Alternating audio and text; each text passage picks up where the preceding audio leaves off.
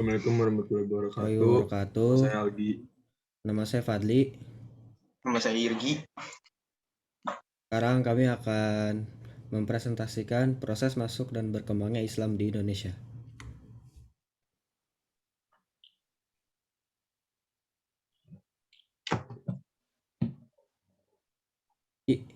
Sekilas tentang agama Islam. Agama Islam lahir dari Mekah, Arab Saudi, yang diyakini sebagai agama yang diwahyukan oleh Allah Subhanahu wa Ta'ala kepada umat manusia melalui utusannya, yaitu Nabi Muhammad SAW. Beliau lahir pada tahun 12 Rabiul Awal.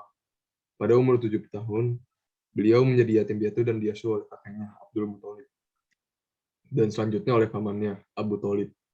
Sejak umur 12 tahun, beliau sering mengikuti dan membantu pamannya berdagang. Beliau menikah dengan Khadijah pada umur 25 tahun. Nabi Muhammad SAW mendapat wahyu pada umur 40 Hijrah. Ketika malaikat Jibril datang kepada beliau, pada saat itu Muhammad menjadi Rasul Allah dan turunnya ayat Al-Quran pertama yaitu Al-Alaq 1-5. Sejak itu beliau mulai menyebarkan agama Islam di Mekah. Dimulai dari secara sembunyi-sembunyi yang dimulai dari keluarganya hingga menyebarkannya secara terang-terangan. Tapi beliau menghadapi tantangan terbesar dari suku Quraisy dan penduduk Mekah sebab dianggap menghancurkan agama asli mereka. Kemudian setelah itu beliau dan pengikutnya berhijrah ke Madinah. Di Madinah, Islam berkembang pesat, tapi di Mekah tidak. Nabi harus terlibat serangkaian perang dengan suku Quraisy di Mekah. Pada tahun 630 Masehi, Nabi berhasil membebaskan kota Mekah dari kekuasaan suku Quraisy. Kemudian, penduduknya dimulai memeluk agama Islam dan Ka'bah menjadi kiblat ibadah umat Islam. Nabi Muhammad SAW wafat pada 6 Juni 632 Masehi pada umur 63 tahun. Teori-teori tentang masuknya agama Islam ke Nusantara. Teori Gujarat. Menurut teori ini yang didukung oleh Slok Hargronje, UF Sadarhim, dan BHM Fleck. Islam masuk ke Nusantara pada abad 13 yang dibawa oleh para pedagang Islam dari Gujarat, India. Bukti-bukti yang mendukung teori Gujarat: 1. Batu nisan Sultan Malik al-Soleh, Sultan Samudra Pasai yang berjorak, Gujarat, India. Tulisan Marco Polo, pedagang dari Venesia, yang menyatakan pernah singgah di Perlak Baureulah pada tahun 1292 dan mendapati banyak penduduk beragama Islam serta peran pedagang India dan penyebaran agama tersebut.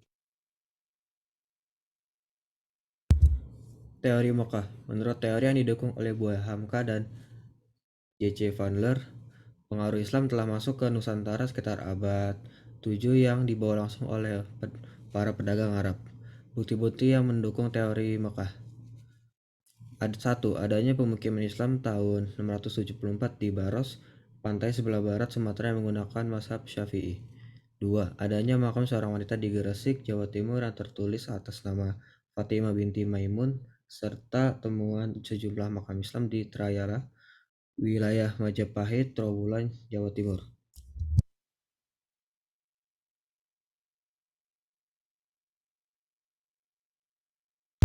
Baca Ki.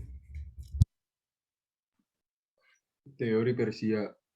Menurut teori yang didukung oleh Hussein Jajaningrat, Islam di Indonesia dibawa masuk oleh orang-orang Persia sekitar abad XIII. Bukti-bukti yang mendukung teori Persia: adanya upacara tabut, yaitu upacara memperingati meninggalnya Husain bin Ali, cucu Nabi Muhammad SAW, di Bengkulu dan Sumatera Barat, Tabuik. Setiap tanggal 10 Muharram atau 1 Asyura yang dilakukan setiap tahun di Persia. Selain itu, ada kesamaan antara ajaran Sufi yang dianut Syekh Siti Jenar dan Sufi Iran beraliran Al-Halaj.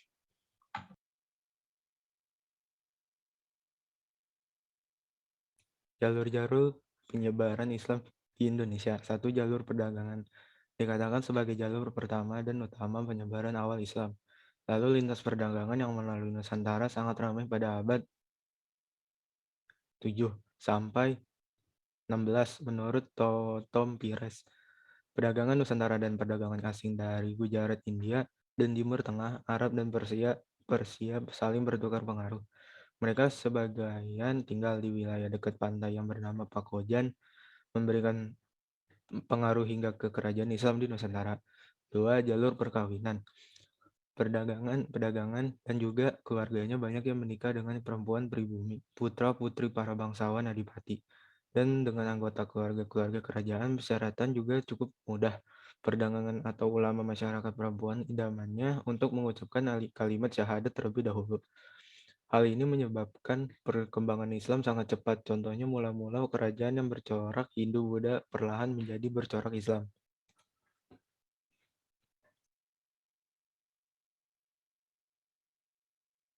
Ki-